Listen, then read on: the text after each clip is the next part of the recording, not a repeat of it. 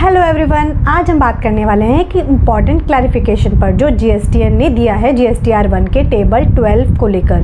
कहीं कन्फ्यूजन हो रही थी, लेकिन अब सरकार ने क्लियर कर दिया है कि सिर्फ B2B सेक्शन ही वैलिडेट हो रहा है, B2C नहीं।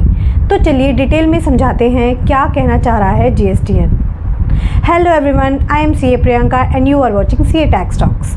सबसे पहले टेबल 12 क्या होता है जीएसटीआर 1 में। ये टेबल होती है HSN code wise summary of outward supplies, यानी आपने कौन सा आइटम बेचा, कितनी क्वांटिटी में, किस HSN कोड के साथ। इस टेबल के अंदर दो तरह का डेटा होता है, B2B और B2C। B2B में रजिस्टर्ड आपके कस्टमर होते हैं और B2C में अनरजिस्टर्ड होते हैं, जिनके पास जीएसटीएन नहीं होता।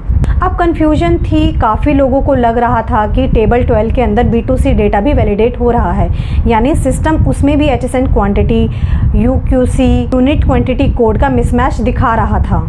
लेकिन जीएसटीएन ने अब ऑफिशियली क्लैरिफाई किया है कि सिर्फ B2B डेटा ही वैलिडेट हो रहा है टेबल 12 में, यानी अगर आपका HSN, UQC या क्वांटिटी B2C सेक्शन में गलत भी है तो सिस्टम उसको वैलिडेट नहीं करेगा, उस पर वार्निंग एरर नहीं आएगी। लेकिन इसका मतलब ये नहीं है कि B2C में आप गलती करें, फ्यूचर में सिस्टम अपडेट हो सकता है, इसलिए हमेशा एक्यूरेट डेटा डालना इंपॉर्टेंट है। तो अब एक समरी में समझ लेते हैं। जीएसटीआर 1 टेबल 12 में सिर्फ B2B डेटा वैलिडेट हो रहा है, B2C डेटा पर अभी कोई सिस्टम चेक नहीं हो रहा।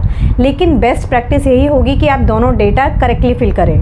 ऐसे ही जीएसटी के इम्पॉर्टेंट अपडेट्स आप तक लाने के लिए हम लगातार वीडियोस लाते हैं। अगर आपको वीडियो पसंद आए तो लाइक करें, शेयर करें और सब्सक्राइब करें CA टैक्स टॉक्स को। इस वीडियो में इतना ही, तब तक के लिए stay updated, stay inform, bye bye.